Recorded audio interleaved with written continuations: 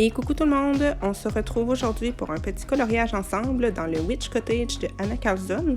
J'ai choisi la double page avec les chats, je la trouvais super inspirante avec son grand ciel, donc c'est parti! Tout d'abord, je m'arme de ma patience et de ma peinture acrylique noire et je recouvre tout le fond.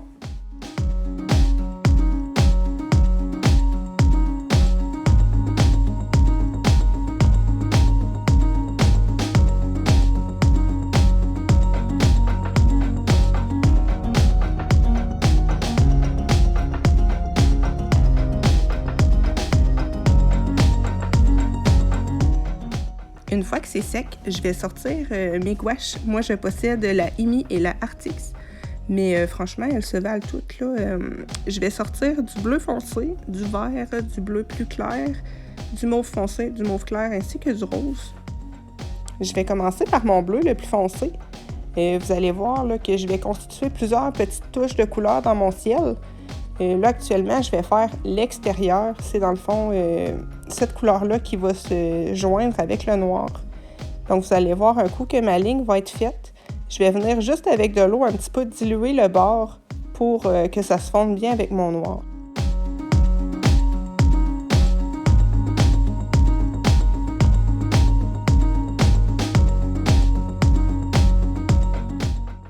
Une fois que c'est fait, je vais venir prendre une autre couleur. J'ai pris du bleu pour commencer, mais j'aurais pu en prendre une autre aussi. Là. Vous allez voir qu'au fil de mon ciel, je vais changer un petit peu les teintes que je vais prendre. Donc, j'applique mon bleu. Puis, pour venir mélanger avec la couleur précédente, je viens simplement tapoter un petit peu sur la transition, dans le fond, entre les deux couleurs. Je vais faire la même chose avec mon vert, puis avec les autres couleurs qui vont suivre. Pour mélanger, je viens vraiment simplement tapoter un petit peu sur ma transition, étant donné que ma gouache n'est pas sèche, ça se mélange super bien. Si jamais vous travaillez un petit peu plus doucement et que la gouache a le temps de sécher, vous pouvez simplement rajouter un petit peu d'eau et puis votre transition va se faire très bien aussi.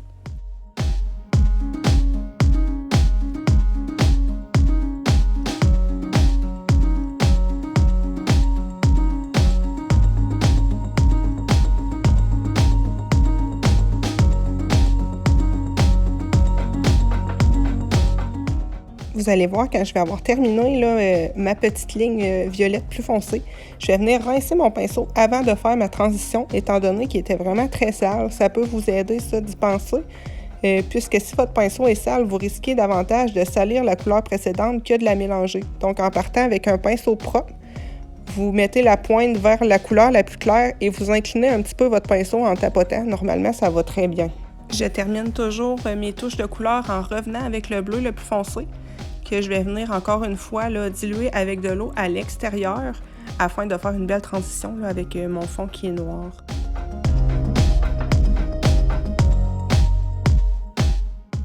Vous revoyez ici là, mon astuce de tapotage quand je vous disais là, de laver votre pinceau et de toujours garder la pointe du pinceau vers la couleur la plus claire.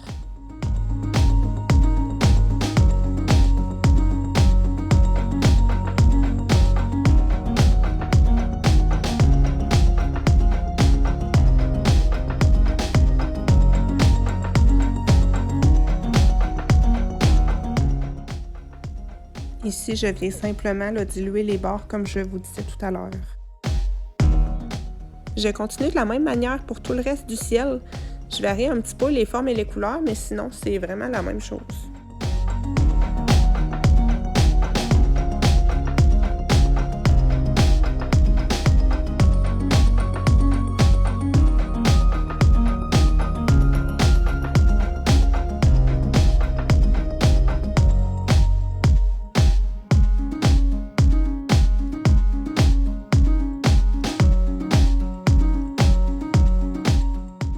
Une fois que j'ai terminé mon ciel pour l'instant, je le mets de côté puis je commence à faire mes bases d'aquarelle sur les éléments du bas du coloriage, soit la clôture, les feuilles et les fleurs. Je vais utiliser mon aquarelle Artistro. Moi, j'ai la palette de 48 couleurs, puis je fais simplement un aplat pour commencer.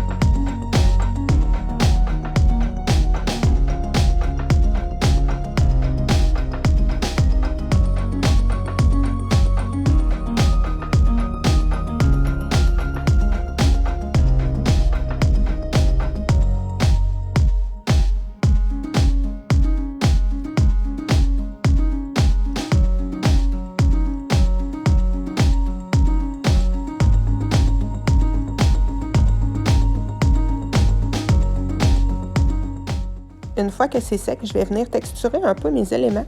Je vais commencer tout d'abord par la clôture en bois. Je vais venir reprendre la même couleur que j'ai utilisée pour faire, dans le fond, ma base, mais je vais l'utiliser moins diluée, ce qui fait qu'elle va être plus foncée. Je vais faire des petits traits en suivant ceux de l'illustratrice. Je fais pas nécessairement des choses très réalistes ou très élaborées nécessairement dans ce genre de coloriage. Moi, je trouve que souvent, on regarde l'ensemble. Donc, si on fait quelque chose qui donne l'idée d'un effet bois, eh bien, dans le résultat final, bien, on va vraiment croire que c'est un effet bois. Donc, je fais mes petits traits comme ça avec la couleur la même que j'ai utilisée pour ma base. Puis ensuite, vous allez voir que je vais venir utiliser un brun un peu plus foncé pour venir marquer là, certains petits traits là, que je voulais démarquer plus particulièrement.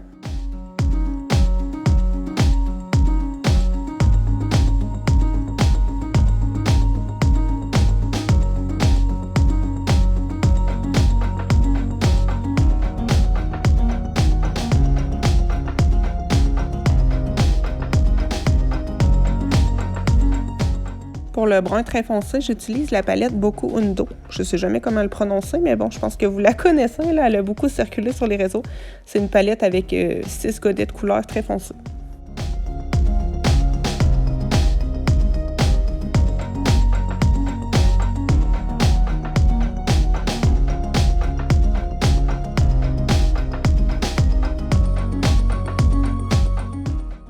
Je fais avec vous le reste de la clôture en accéléré. Je ne cherche pas nécessairement la perfection ni le réalisme. Je fais vraiment pour donner l'idée. Étant donné que c'est pas l'élément central du coloriage, je pense que ça va très bien passer comme ça.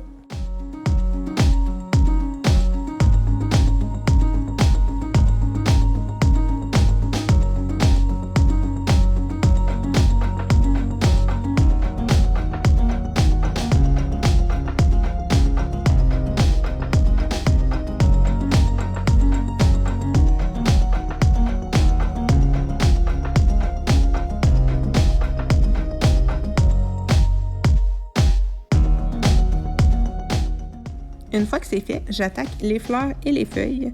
Je vais en faire une ici avec vous.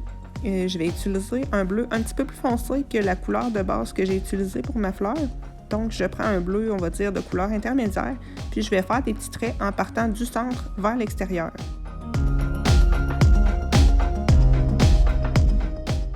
J'essaye de suivre un petit peu le mouvement de la pétale là, pour essayer de courber un petit peu mes traits pour que ça soit un petit peu plus harmonieux plutôt que de faire des traits tout droits. Quand que ça va être terminé, je vais venir prendre un bleu un petit peu plus foncé, puis je vais faire la même chose, mais en allant un petit peu moins loin sur ma pétale, de sorte que ma couleur intermédiaire se voit encore.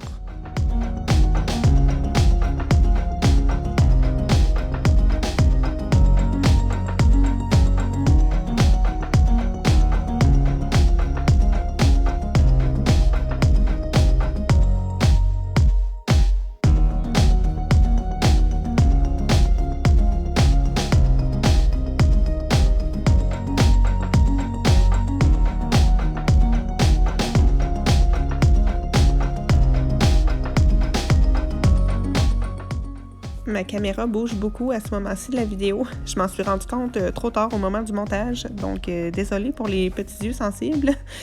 Ici, dans le fond, je viens simplement ajouter là, un petit peu de bleu très très foncé de façon rapprochée au centre de la fleur.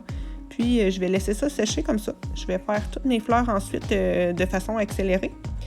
Et là, je vais commencer une feuille avec vous pour vous montrer comment je vais les faire par la suite.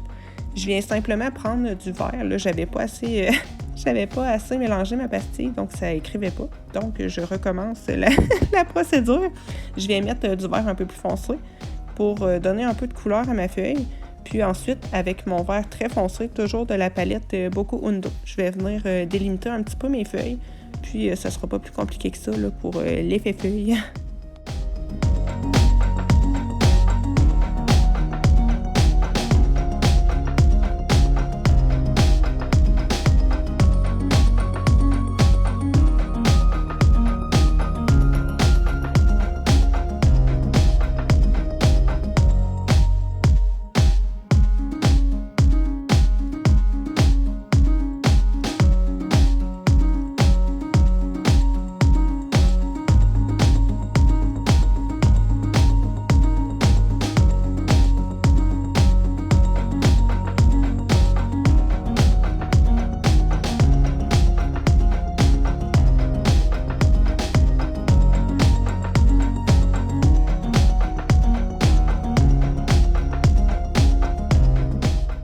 Donc, les fleurs roses et mauves, je fais la même chose. J'utilise 3 couleurs, une intermédiaire, une plus foncée, puis une vraiment très foncée pour le centre.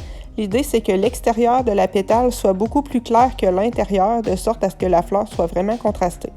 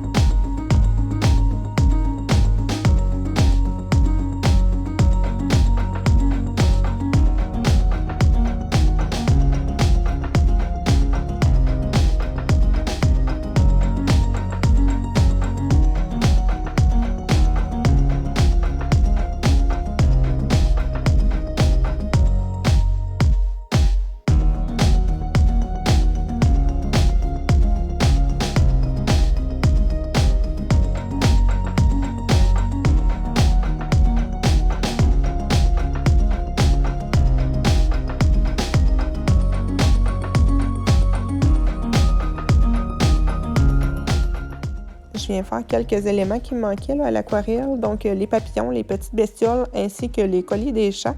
C'est pas des éléments qui vont être vraiment centrales du coloriage non plus, donc je fais ça assez simplement. Je fais mes aplats, puis ensuite je viens faire quelques petits ombrages tout simplement.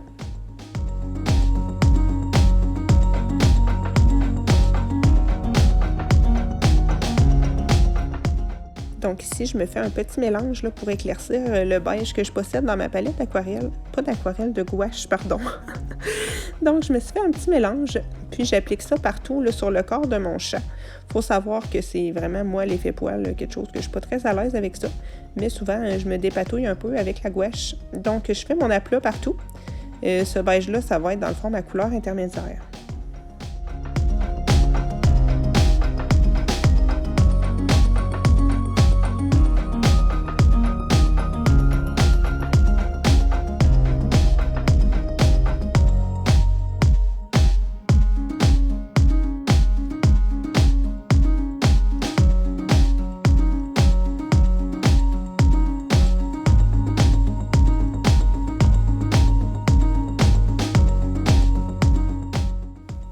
Une fois que c'est fait, je sors mes autres couleurs. J'ai sorti du brun foncé, mon beige que j'ai utilisé pour faire ma couleur intermédiaire, puis du blanc.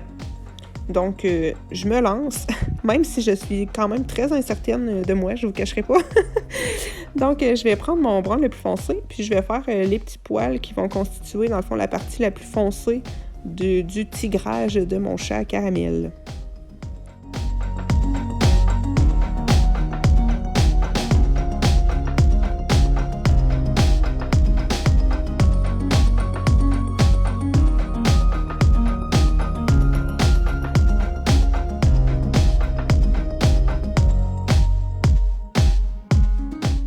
Donc, avant que mon brun sèche, je vais prendre le beige que j'ai dans mon godet, le beige le plus foncé.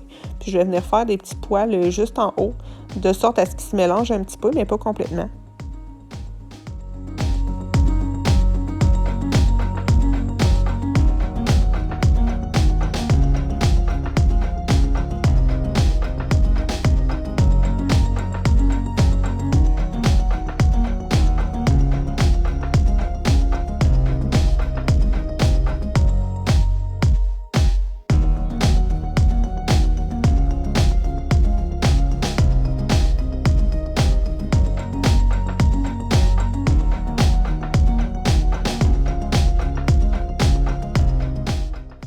Une fois que ma partie foncée est pas mal faite, je vais venir faire les bandes plus claires avec mon beige que j'ai utilisé là, pour faire ma base.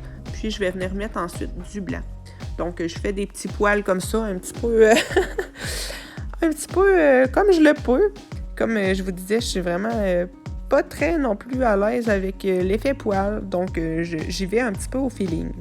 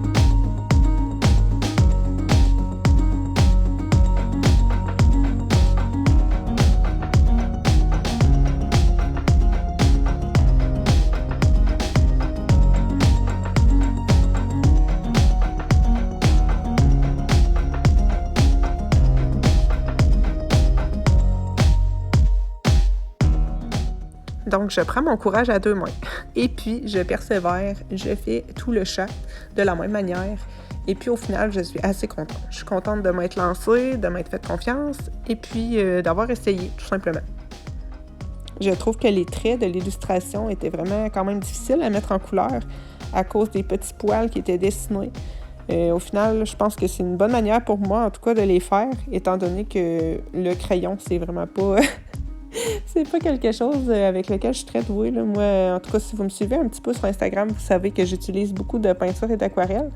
Donc, je suis assez contente de mon résultat. Ça va être à retester.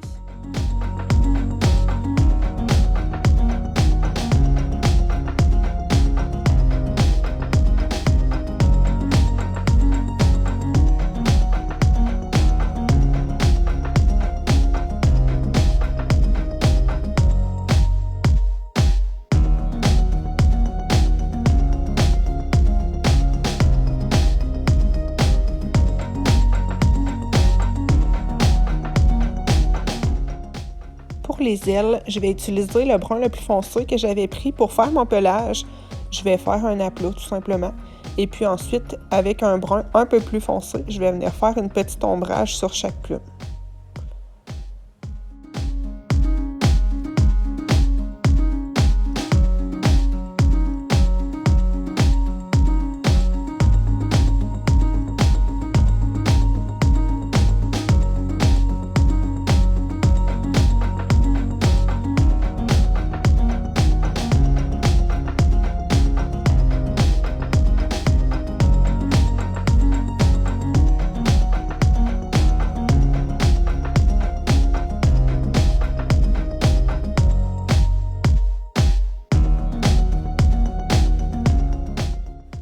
Maintenant, je vais commencer à faire quelques finitions. Je vais sortir mon Prismacolor vert, c'est le vert chartreuse, un vert vraiment flashy. Puis je vais venir ajouter des petites touches de lumière sur mes feuilles.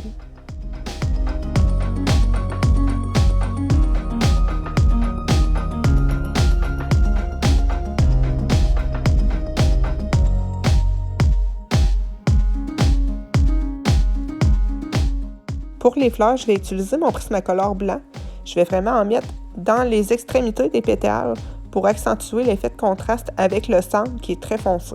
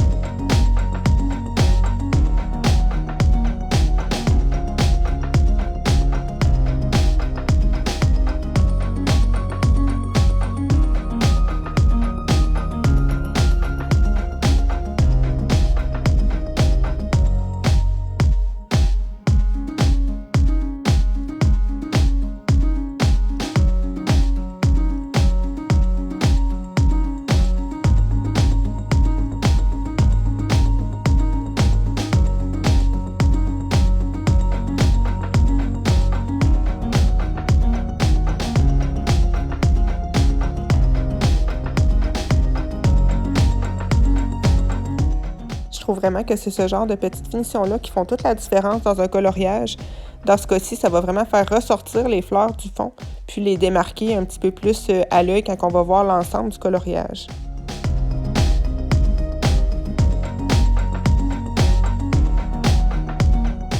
Je fais la même chose pour les ailes. Pour les papillons et les petites bestioles, je vais simplement sortir mes stylos gel, le vert et l'argenté avec lesquels je vais détourer les traits noirs. Ça va être parfait. C'est vraiment le genre d'élément avec lequel je me casse jamais la tête. Je fais toujours ça très simplement, étant donné que c'est pas non plus très central dans le coloriage. Ici, je suis venue faire mes yeux avec un stylo gel noir. Et puis, j'utilise mon encre dorée Winsor & Newton pour faire les détails des colliers ainsi que les petits rubans là, du chat.